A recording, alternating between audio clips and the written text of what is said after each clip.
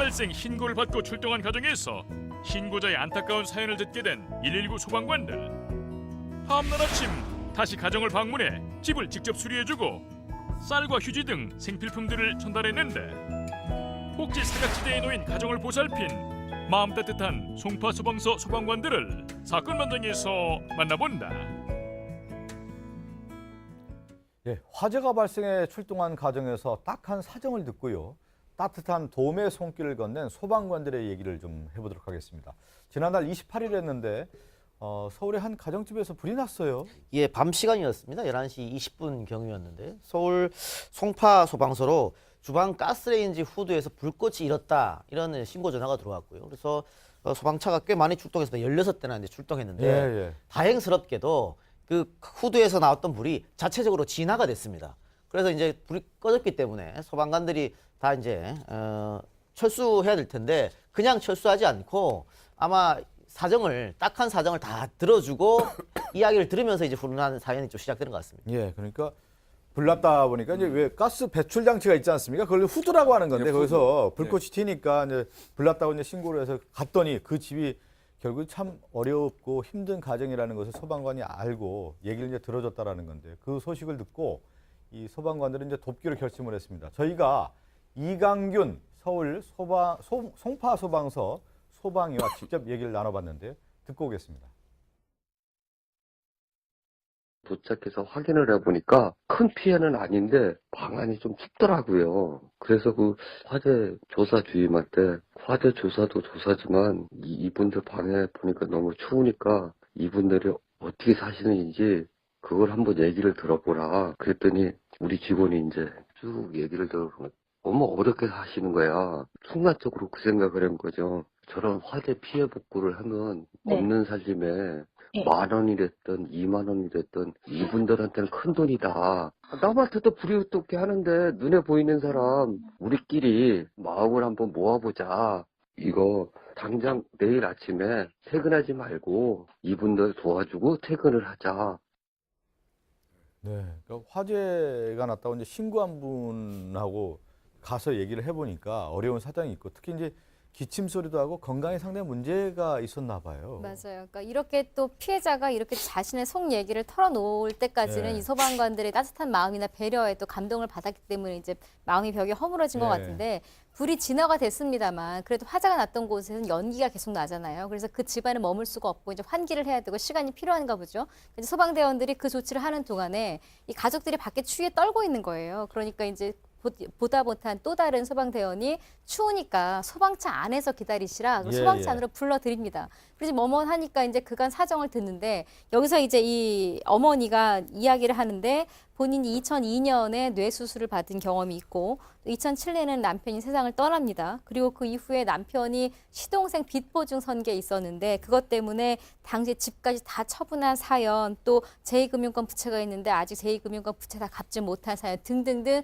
이 집안의 어려운 사연을 정말 이렇게 쭉 이야기 보따리 풀어놓듯이 이렇게 하소연을 다 하는 거예요. 그러니까 어쩌면은 그렇잖아요. 이렇게 내가 경찰이 필요해서 피해자가 경찰을 불렀을 때 온 경찰 혹은 119에 내가 필요해서 연락을 했는데 달려온 119는 부른 사람 입장에서 상당히 나를 도와주는 존재거든요. 그런 사람이 어떤 사정인지 딱한 사정인지 물어보니까 술술술 얘기가 다 나온 거죠. 근데 이 부분에 또 이제 소방관들이 듣고 또 더 도와드려야겠구나 이제 이런 마음을 먹은 것 그 같습니다. 집안이 남편도 병으로 세상을 떠났고요. 지금 신고하신 그 어머니도 지금 건강이 암 판정까지 받아서 수술까지 받았다고 하니까 상당히 힘든 상황인데 그런데 지금도 생계가 어렵다고 하더군요. 예, 안타깝습니다. 이 남편하고 사별할 때가 지금 현재 있는 아들과 딸이 유치원 다닐 때라고 그래요. 네. 그 중에서 지금 딸은 지금 수능 시험을 이미 치렀다고 하고요. 그러니까 크기는 다 큰 것 같습니다. 근데 이제 그러는 동안에도 뭐 여성 혼자서 두 아이 기르면서 일했는데 무슨 형편이 나아졌겠습니까?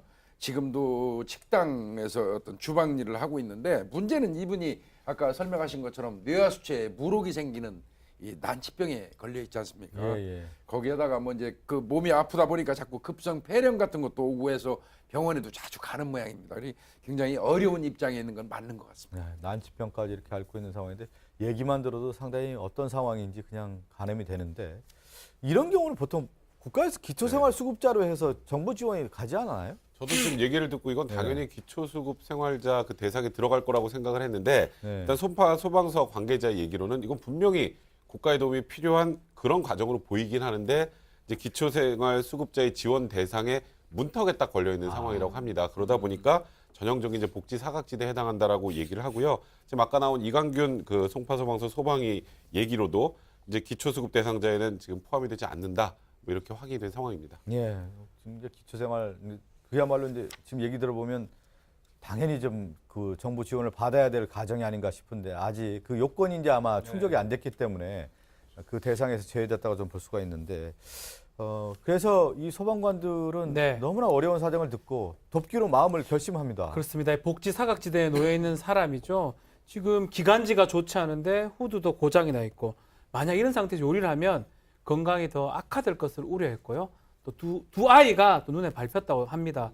그래서 그 다음 날 119 신고도 없는데 이 집에 찾아가서요.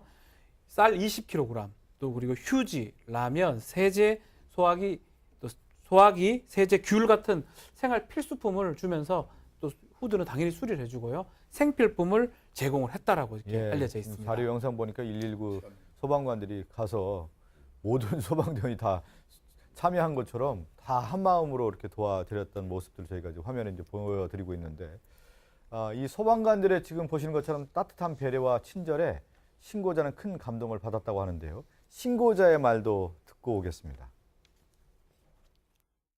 또 든든하고 너무 좋죠. 안 그래도 힘들었는데 도움도 됐죠. 많이 됐죠. 저보다 어려운 사람도 많은데 저를 이렇게 배려해 주시니까 너무너무 감사드리죠. 딸도 이제 너무 고맙다 그러죠. 너무 죄송스럽다. 괜찮다 그러는데 얼마나 힘들어요. 소방서 일이. 그렇게 힘들게 일하고 오셔갖고 또 여기 야간하고 오셔갖고 여기서 또 그걸 다 해주시니까 너무 죄송스럽더라고요. 안 그래도 제가 나라가 더 이러냐고요. 우리 소방관님들한테 어떻게 감사드리는지 좀 하자면서 안 그래도 그랬었는데 너무 감사드리죠. 도움받은 신고자 입장에서는 얼마나 감사하겠습니까? 그리고 또 한편으로 그런 마음도 있잖아요. 도움을 받으면서도 또 미안한 마음이 있는 거고. 예. 이분도 그런 생각을 하신 것 같아요.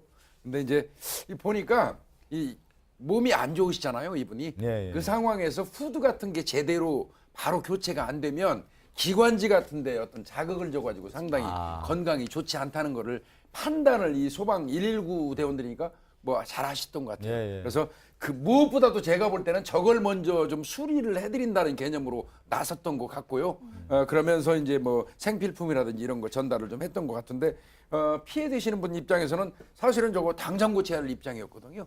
굉장히 절실한 거를 적극적으로 도와주신 거라고 생각해요. 네, 당장 고쳐야 되긴 하지만 돈이 들어가는 부분이기 때문에 아마 알면서도 고치지 못한 사정을 또 이렇게 해주신 거고 저분들이 또 지금 근무 시간을 쪼개서 온 게 아니라 아마 밤새 야근하고 퇴근을 해야 되는데 퇴근을 안 하고 퇴근을 미루고 와서 지금 저런 네. 일들을 해주신 거거든요. 그래서 아마 피해자 입장에서는 당장 받은 생필품, 쌀, 귤, 라면 이거보다도 아마 마음의 어떤 온기가 훨씬 더 크지 않았을까 하는 생각도 들고 지난주에 이런 선행 소개하면서 선행 바이러스라는 표현 앵커님이 쓰셨는데 이게 이번 일도 사실은 좀 선행 바이러스가 번진 게 소방대원들이 이런 일을 하는 걸 주변에 이야기하니까 이제 교회나 이런 주변에 있는 분들이 우리도 조금 도와드리겠다 마음을 보태겠다 싶어서 종교단체에서도 와서 또 함께 후원을 했다고 합니다. 온정의 손길이 이제 뻗어서 이렇게 이제 도움에 주게 됐는데 또 지금 얘기한 것처럼 이제 소방관들 한 마음으로 이렇게 똘똘 뭉쳐서 선행을 베풀었는데 어떤 마음에서 이런 행동을 하게 된 것인지 이강균 소방의 말 다시 듣고 오겠습니다. 눈에 보이는 불만 다간이잖아요. 사람 눈에 보이는 불만 꺼주는 게 소방관이 아니라 마음의 불도 꺼주는 소방관이 진정한 소방관이다. 팀장님 포함해서 우리 8명이 다 똑같이 그런 마음을 갖고 있어요. 내가 도울 수 있을 때 돕고 나눌 수 있을 때 나누면 좋다. 8명이 그런 생각을 가지고 있으니까 참 그게 되는 것 같아요. 내일 만약 그런 일이 생기잖아요. 그럼 또 다시 우리 8명이 힘을 모아가지고 그렇게 할 마음을 항상 가지고 있습니다. 오늘 좀 명언이 아닌가 싶어요. 제가 방송하면서 오늘 들었던 그러니까 눈에 보이는 불만 끄는 것이 아니라 마음의 불도 꺼주는 네. 것이 진정한 소방관이라면은 참 명언 중에 명언이네요. 그러네. 마음의 불을 끈다. 네. 와, 이 말을 어떻게 할 수 있을까? 저 같은 경우는 이제 프로그램을 통해서 119 하루 정도 24시간 체험을 한 적이 있는데 어떤 상황이라도 119 대원들이 가서 그 뭐 정말 별것 아닌 것도 다 하는 그런 모습을 봤었는데요. 이런 마음을 하여튼 가지는 것 같아요. 마음에 불을 꺼주는 게 진정한 소방관이다. 사실 저걸 도와주고 안 도와주고가 어려우면 어렵지만 또 별로 안 어려울 수 있거든요. 또 이 소방이 말에 따르면 8명이 다 같이 했기 때문에 가능하다고 얘기하기 때문에 소방관뿐만 아니라 이렇게 보면서 우리 시청자 여러분, 저도 마찬가지고 좀 훈훈하게 이렇게 어려운 사람 도와줄 수 있으면 좋을 것 같다 생각이 듭니다. 네, 지금 그 8명 소방 그 송파 소방서에 있는 8명 모두가 한 팀을 이뤄 가지고 저렇게 도움을 드렸다고 하니까요.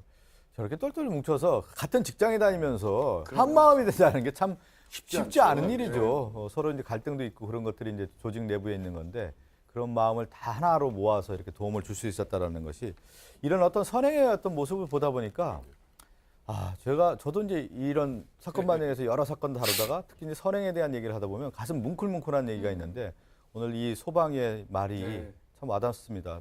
누구나 어떤 사람들에게는 마음의 짐도 있고 있는데 그 짐이 이제 마음의 불 아니겠습니까? 그것을 이제 꺼주는 일이 진정한 소방관이라는 얘기 누누이 앞으로 좀 남을 것 같습니다. 사건 상담실로 갑니다.